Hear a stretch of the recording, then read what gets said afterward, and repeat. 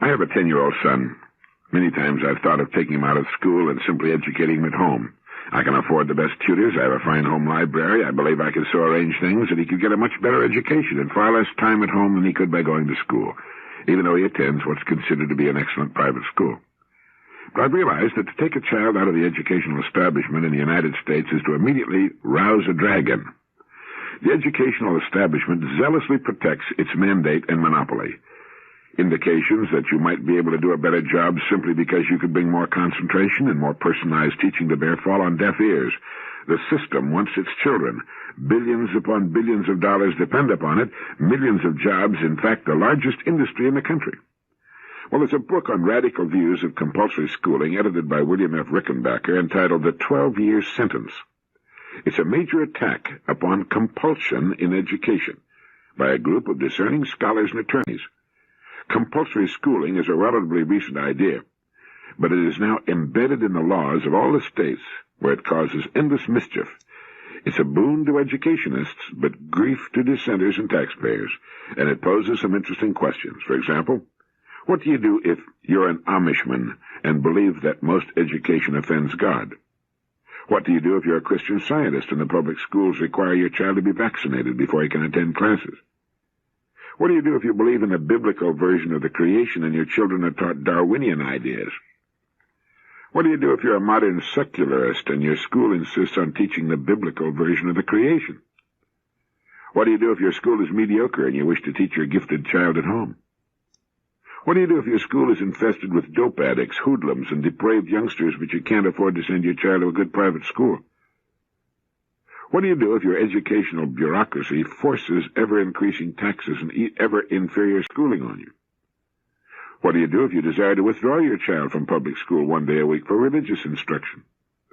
Well, this book, The 12-Year Sentence, is about just such problems, and it tells what the courts and educationists did to just such dissenting people who were caught in the coils of truancy law.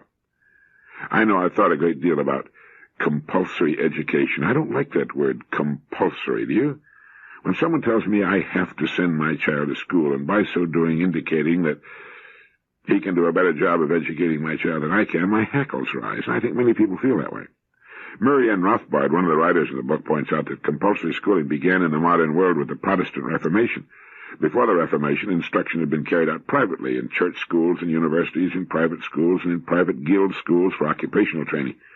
But Martin Luther, in his famous letter to the German rulers in 1524, urged the establishment of public schools and compulsory attendance, and did so on the basis of a military analogy. He wrote, "Dear rulers, I maintain that the civil authorities are under obligation to compel the people to send their children to school.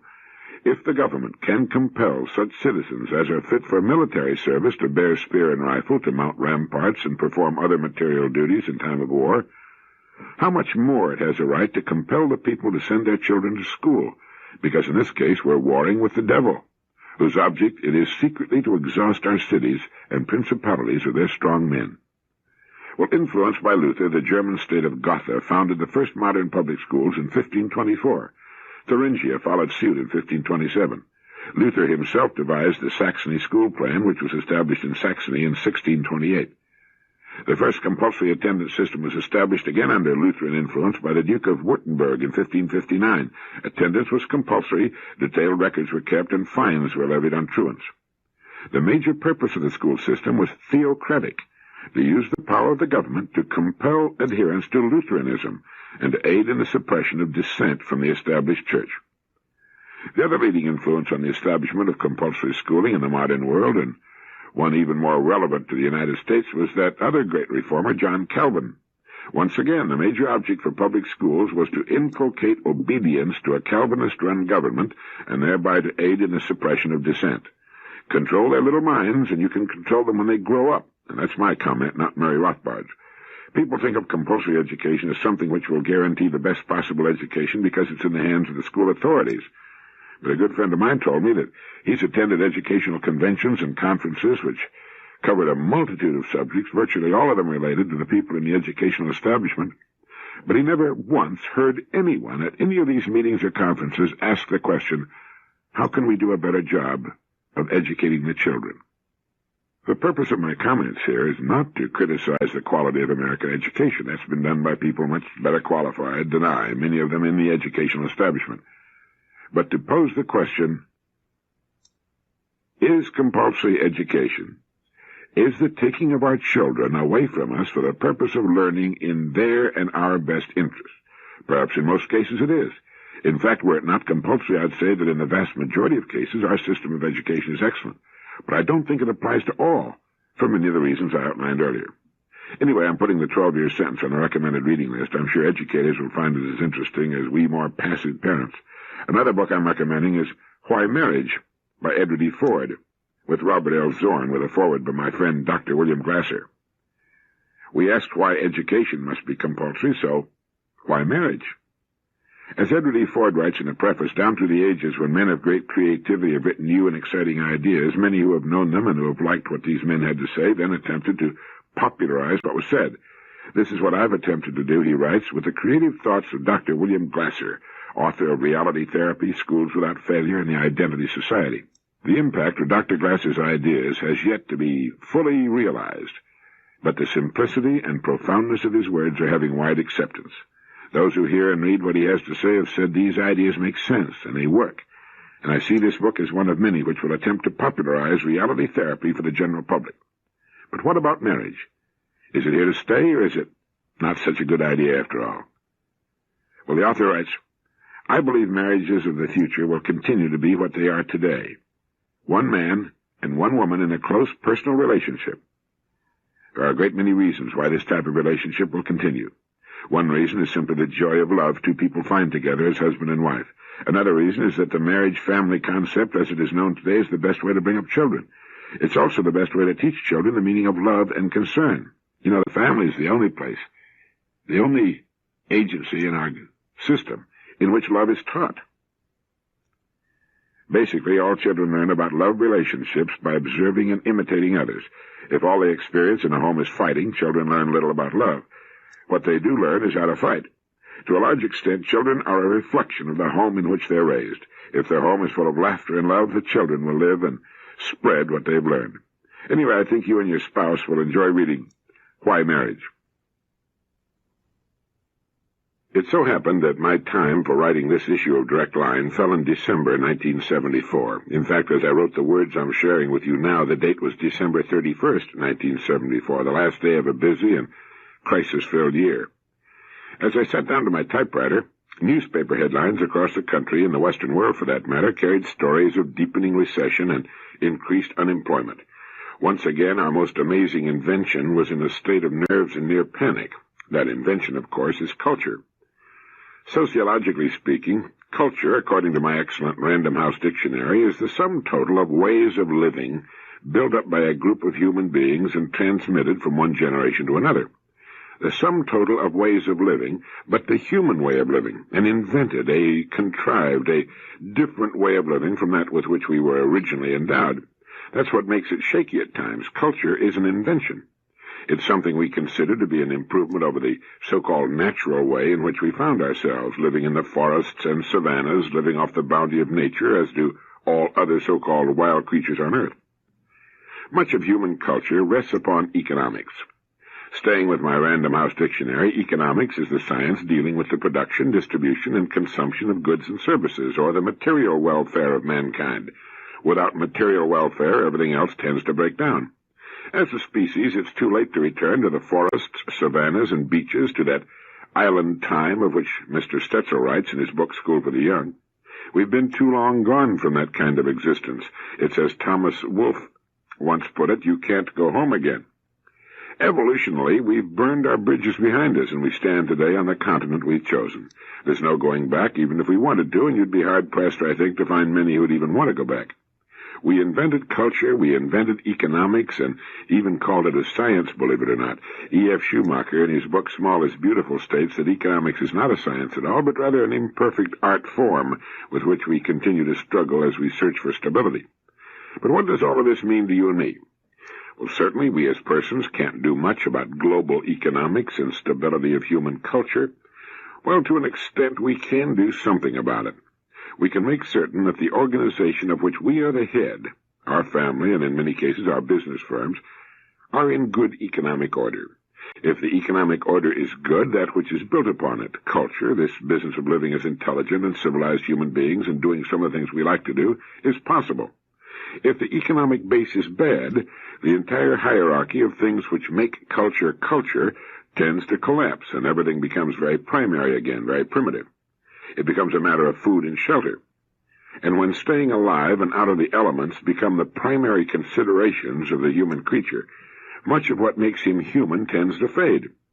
The first thing to disappear when you're hungry is your sense of humor, and when you're struggling for survival, the good of the species becomes academic. But let's keep economics in its place. Things seem to be in a state of turmoil, and whenever this happens, I dig down for basics. Now, we have them with the facts of culture and economics, with those very human inventions which we shall consider to be basically good as starting points. Where do we go from there? For answers of this kind, you simply cannot do better than to go back to that ugly philosopher, Socrates, son of a stonecutter and a midwife, enormously strong, very brave, charming, and brilliant. He believed that success could never be more than a short-term affair unless it was founded on logical truth and moral right. He told us what the most prized possession is, the one good and the one evil. Do you remember what they were? In times like these, it's easy to forget. Once, when looking at a variety of merchandise exposed for sale, Socrates was heard to observe, "How many things I can do without." He said he was nearest to the gods because he had the least number of wants. About that most prized possession, Socrates said that it's leisure. And he recognized only one good, knowledge, and only one evil, ignorance. He married twice, the second time to Xantippe, a shrew who screamed at him whenever he was within earshot and often hit him, sometimes even in public. When asked why he put up with such behavior, he said in effect that it was good training because if you could stand her, you could stand anything else that might happen to you. And when someone asked him whether to marry or not, Socrates replied, "Either way, you will repent it." In his excellent book, Understanding Philosophy, A Popular History of Ideas, Professor Feebleman writes that, lurking behind the conversations of Socrates, there can be detected the ultimate question of human behavior. What is the final end of man? To enrich himself while he's alive? To cultivate a strong character and the many personal virtues? Or to be so productive that he leaves the world a better place for his having lived in it? Most men would choose the first. Socrates liked the second, and I myself, Professor Feebleman writes, prefer the third. I'll go over them again. The first is to enrich himself while he's alive. The second is to cultivate a strong character and the many personal virtues. And the third, the one that Professor Feebleman prefers, is to be so productive that he leaves the world a better place for his having lived in it. Now, Socrates was thought to be the wisest man of his times. The oracle at Delphi said he was the wisest man. When he learned of that, the only answer that Socrates could give was that if he were indeed the wisest man alive, it was because he knew what he did not know. He placed so little value on what he thought and said that he never wrote down a word for posterity, nor would he accept money for his teachings. He remains to this day one of the wisest human beings the world ever produced, and his teachings represent a rock-solid foundation on which to build a life or a business. He said success can never be more than a short-term affair unless it's founded on logical truth and moral right. Leisure is the most prized of possessions. The only good is knowledge. The only evil, ignorance. Doesn't take long to learn his philosophy, does it? And what is the final end of a person? To enrich himself while he's alive? To cultivate a strong character and the many personal virtues? Or to be so productive that he leaves the world a better place for his having lived in it? Well, as to choosing a way to live, a nice balance of those three choices can be achieved. Chances are that a person would lean a bit toward one or the other, but he could do all three.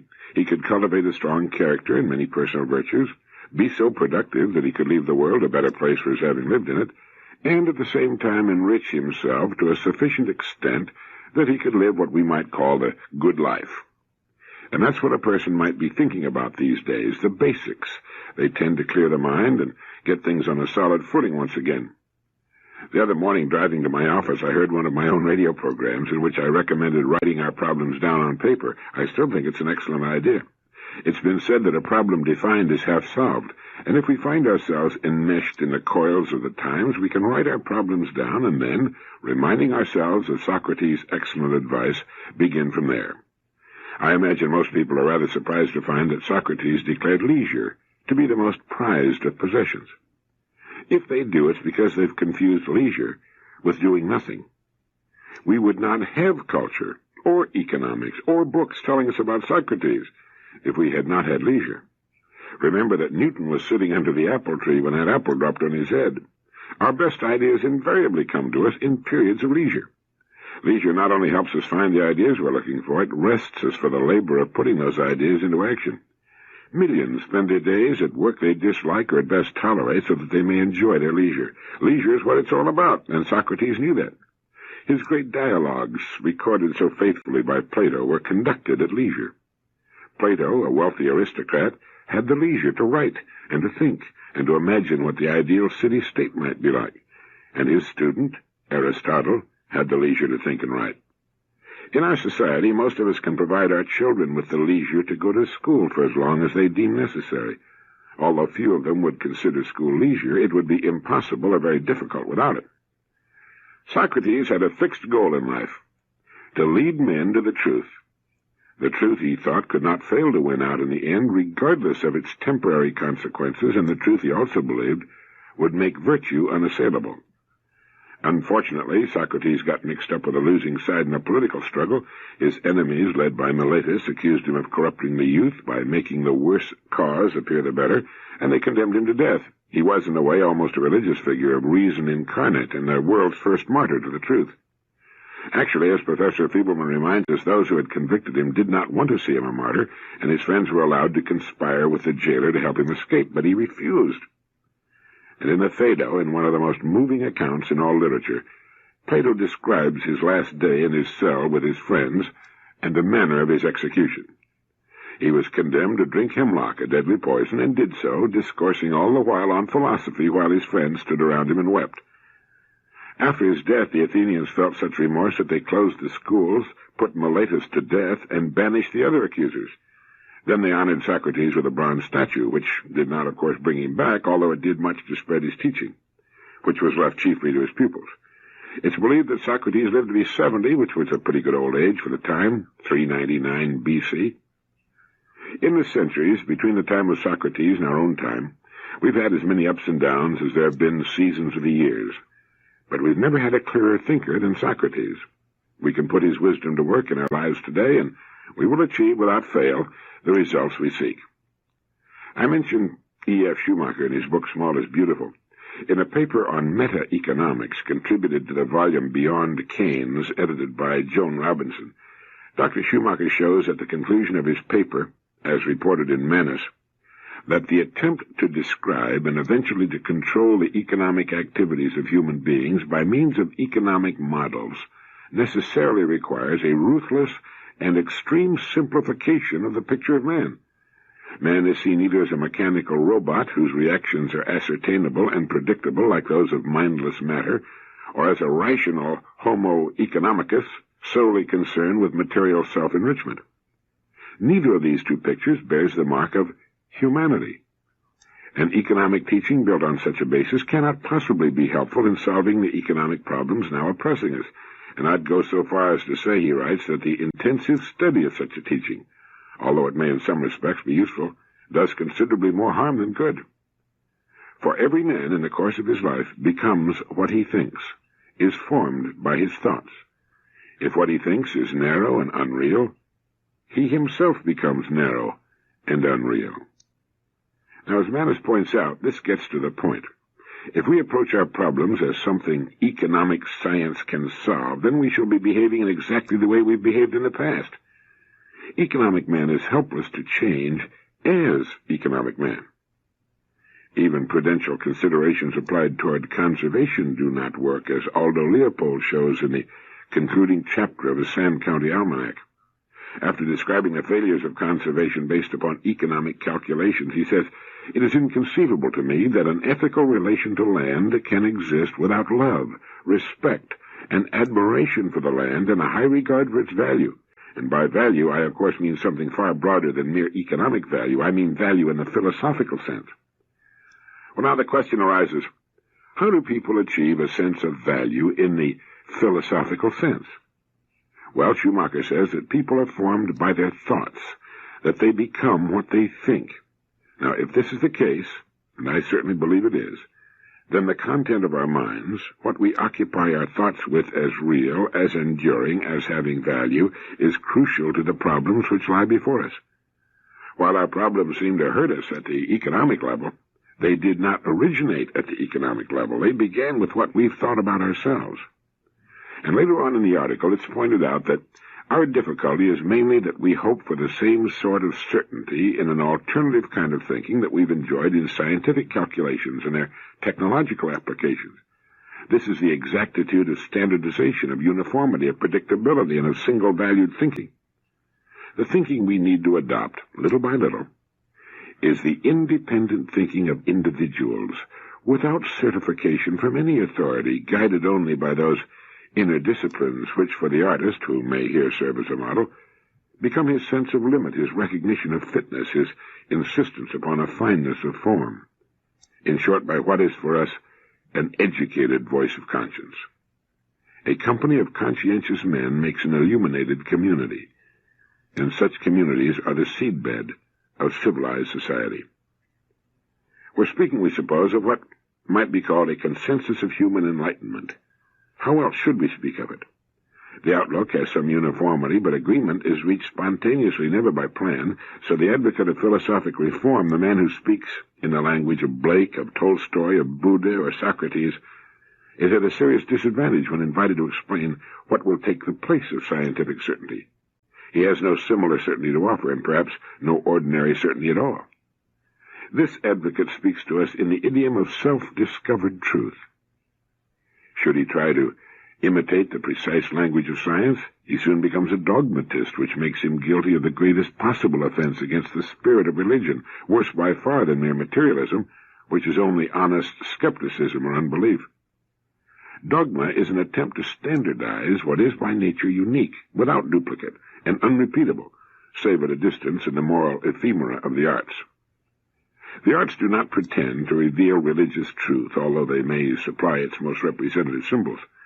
In the discipline of the arts, we may find suggestive analogies of what is involved in the independent pursuit of religious and philosophic truth. Little wonder, then, that the greatest of religious teachers, Buddha and Christ, refused to write anything down. They left such tasks to their less illustrious followers as a way of guarding against slavish belief. Unfortunately, such measures do not always work in the way that's desired. In his essay, Civilization and the Arts, W. McNeill Dixon gives the arts a high meaning that is seldom encountered these days, yet one with immeasurable restorative value for our impoverished civilization. He writes, "There is, as everyone knows, a province of human life, and only upon reflection do we perceive how vast, how boundless is that province, to whose interests and problems the most extensive knowledge or control of nature's machinery affords no entrance, a country upon which the bright sun of science sheds not a ray of light. It is the country of the soul. We have our affections and sympathies, we have loves and friendships, we have hopes and fears and admirations, inmates of a province of real things as broad and deep as the telescopic heavens above our heads.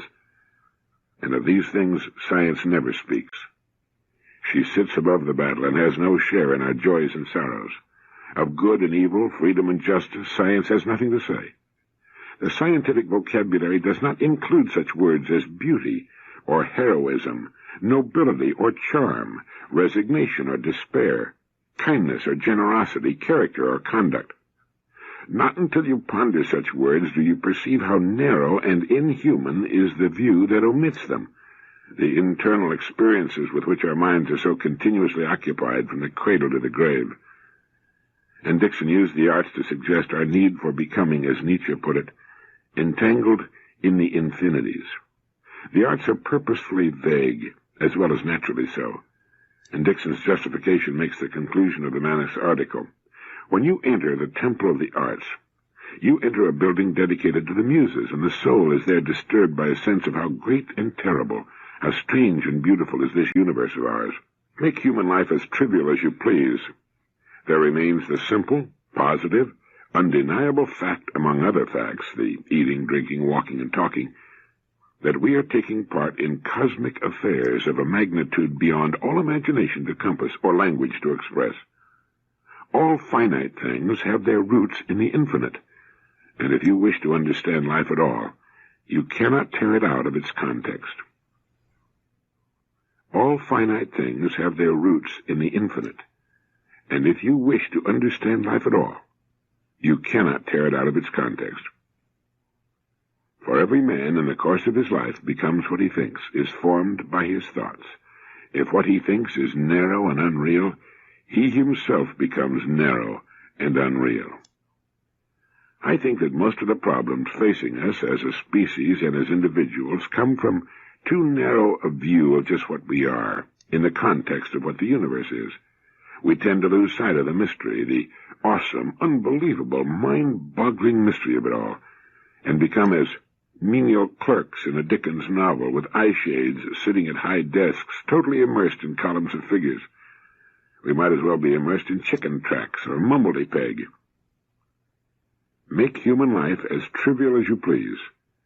There remains the simple, positive, undeniable fact, among other facts, that we're taking part in cosmic affairs of a magnitude beyond all imagination to compass or language to express. All finite things have their roots in the infinite, and if you wish to understand life at all, you cannot tear it out of its context.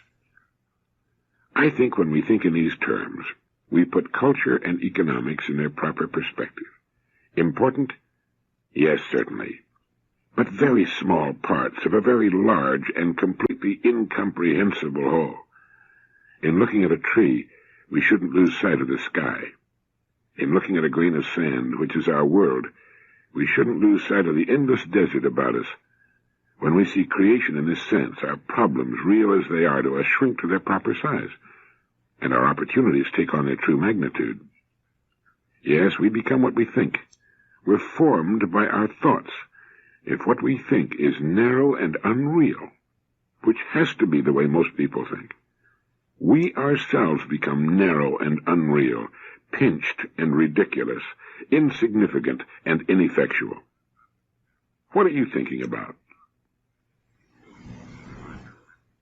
As human beings, it's difficult, since we tend to take ourselves for granted, to realize that we are greater than our creations, economics and all other so-called civilized artifacts.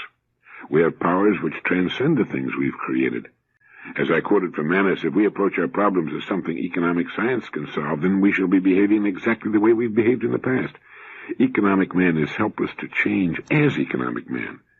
It takes something more, and that something more can be found in the statement that people are formed by their thoughts, that they become what they think. If this is the case, and it most assuredly is, then the content of our minds, what we occupy our thoughts with as real, as enduring, as having value, is crucial to the problems which lie before us. Now, while our problems seem to hurt us at the economic level, they did not originate at the economic level. They began with what we have thought about ourselves. If we think of our problems and goals in strictly economic terms, if we permit that kind of thinking to dominate our minds, if we believe that kind of thinking is real and of enduring value, we're limiting ourselves to the level of our own inventions. We're forcing ourselves to become mechanical robots, no better than our machines. We've all known people whose lives were strictly limited to economic considerations, and we've been appalled and dismayed by how small they seem to be, how limited their horizons, how curtailed their education. They seem truncated, less than what we expect a human being to become. The secret is to be found in that statement that people are formed by their thoughts. With their habitual thoughts, they shape and form themselves as creatures, as do you and I. And in times such as those we're experiencing, as I write and speak these words, it's good to remember that our eyes, our minds should be fixed on goals worthy of us as emerging, maturing, growing human beings. We can remember the words of Socrates that Success can never be more than a short-term affair unless it's founded on logical truth and moral right. There's so much to be done within the framework of truth and right. Millions are successful today within that framework, and yet they have never thought about or analyzed the real basis of their success. People who live by the numbers become numbers. People who are unaware of the mysterious nature of things, who do not seem to have what we might call a religious or philosophical nature or insight or awareness, probably seldom know the joy of creation. And by that I mean the joy that comes from creating with our minds. We can forget the times, the problems, the difficulties that appear to be everywhere, and by setting our minds on worthwhile goals, transcend the numbers and the mundane we find everywhere about us. The fact is that we don't need to know where what we seek will come from. That's economic thinking. We're above, we're bigger than that. We can pull our goals right out of the mysterium tremendum. The fact that we don't know how the mind works to translate systematically held thoughts into reality shouldn't bother us any more than any of the other mysteries by which we're perpetually surrounded. It's simply the perennial philosophy. It works. I set my mind on something I want very much to bring about. I hold that thought until it permeates my habitual thinking. Somehow that idea becomes a germinating seed, and eventually, sooner or later, and quite often much sooner than we might have believed possible, that thought becomes a reality in my life. I have become what I've thought about. I've achieved that upon which I seriously set my mind. I have extracted something from where before there was nothing but an invisible idea. We can call it magic. We can festoon it with all manner of fancy trappings. We can build temples to the mystery behind it. We can do anything we like except explain it, and if it could be explained, if it could be reduced to dogma, it would become standardized. It would no longer be unique and without duplication. And as we mentioned, little wonder then that the greatest of religious teachers, Buddha and Christ, refused to write anything down. They left such tasks to their less illustrious followers. Buddha is credited with having said, "All that we are is the result of what we have thought. All that we are is founded on our thoughts and formed of our thoughts. If a man speaks or acts with an evil thought, pain pursues him as the wheel of the wagon follows the hoof of the ox that draws it. If a man speaks or acts with a pure thought, happiness pursues him, like his own shadow that never leaves him." What are we trying to build, you and I? We're involved as human creatures in organizations. The family is an organization. The company or agency or church or fraternity or profession in which we earn our way in the world is an organization. Our country is an organization. The world is an organization. What is the purpose of an organization? The primary function of any organization is to help men and women enjoy a more meaningful existence. That's all there is to it. That's the purpose of our families, our company or other organization, our country, the entire human enterprise.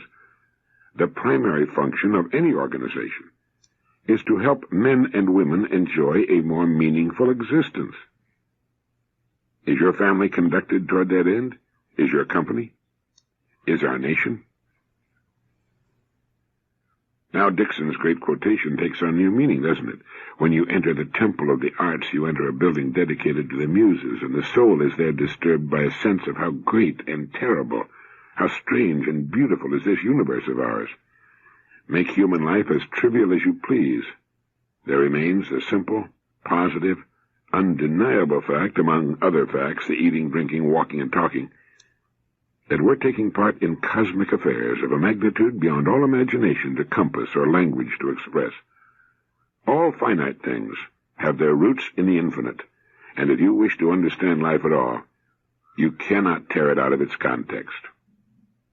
If you wish to understand life at all. This is Earl Nightingale, and thank you.